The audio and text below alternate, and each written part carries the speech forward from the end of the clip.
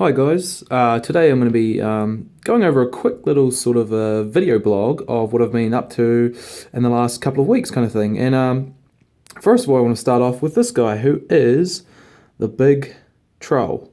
Now this is the Mordor troll that I've been painting. And it took me a while and I just had to sort of think about what I wanted to have on him and what I wanted him to look like. So yeah, I'll just go over what I've done, and there's not really any conversion work aside from the wee plate of armor bit there, but I'll show you all that now.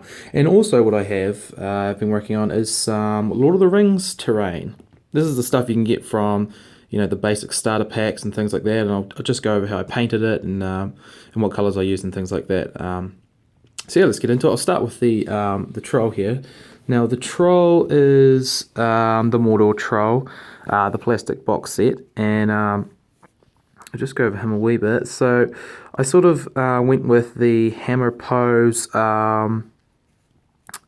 and sort of the arm out because I like that sort of aesthetic of him sort of charging in, about to sort of smite a sort of a few Minas Tirith warriors and things like that. So I went with a hammer because I thought the hammer was pretty cool, and yeah. I also really like the aesthetic of the plate armor there.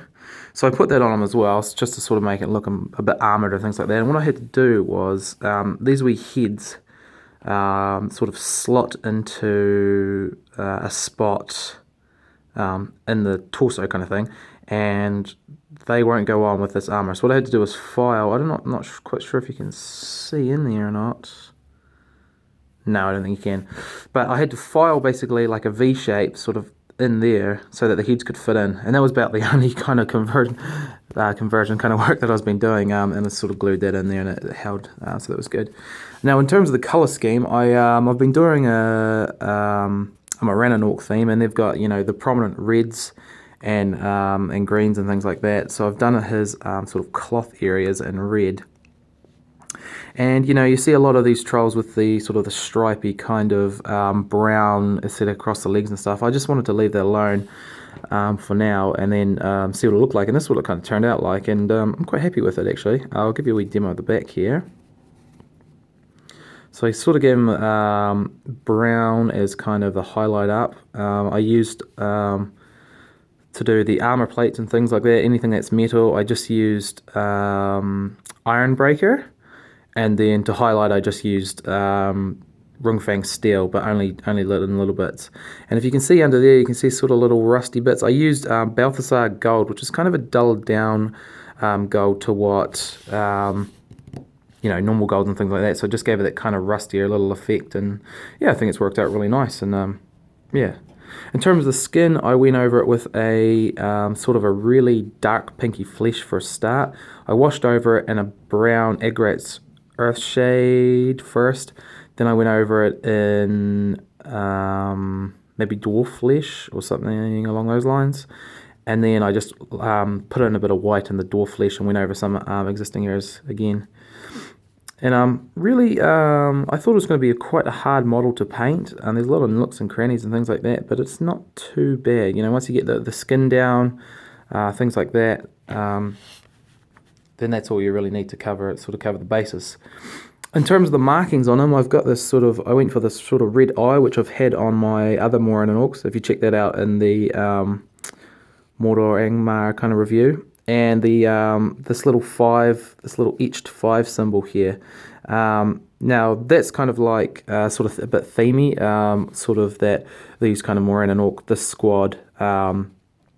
Sort of, it could be regiment number 5, or even that's sort of the amount of battles that they've kind of won, and they've kind of etched that on their banners and on their shields and things like that, sort of to intimidate sort of enemy models and things like that. So yeah, had a little bit of trouble with the back part there, with the top of the neck, sorry, but I don't know if you can see that. We'll try focus it in. Whoa, what's going on, Mr. Camera? Yeah, had a little bit of trouble up there just because it was sort of plain and I didn't really know what to put in there, but it turned out quite nice. And there's some other little markings like on the shoulder right there. And yeah, that was really it was really fun to paint up, and quite easy enough to put together and things like that. All the plastic kits are really good for that sort of thing. So yeah, I'm going to move on now from the trial. That's the little update. I'm still trying to work out how to do the sort of the video blogs, as I don't really have a tripod. I'm just working off my camera. So we'll move on to the Lord of the Rings train. So I'm just going to give you a quick browse over the little Lord of the Rings train here. There we go. It's a couple of rocks, fallen statue, another bit of rubble, statue. There's a couple of pillars and sort of a bit of rubble there as well.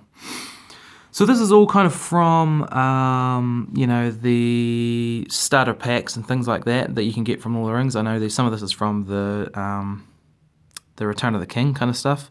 That rubbly stuff in the back there is from the Return of the King.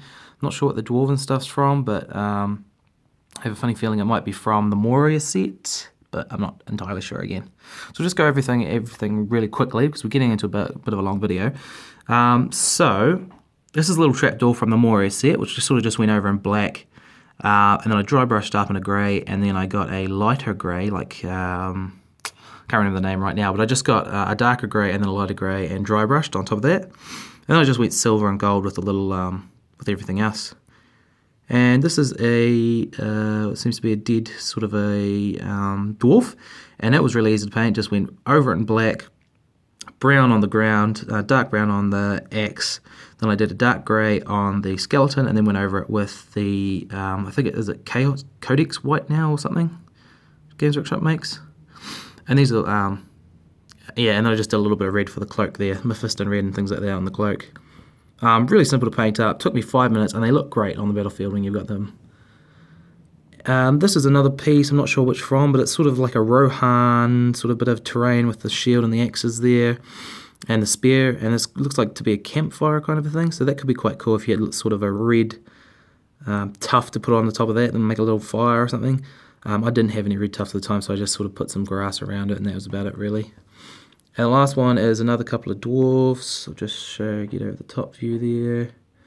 And they are sort of dead together, which is quite cool. And the same again, just the dark grey for the bone, and then highlighted up to white.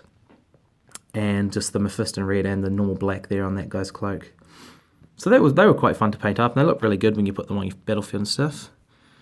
And the next is the 2 pieces of rubble, which is from the Return of the King set. And what I did there is just went over in black, filled in the brown areas with the I think it's Vallejo brown or something like that, and then went over it in kind of like a Zandy dust.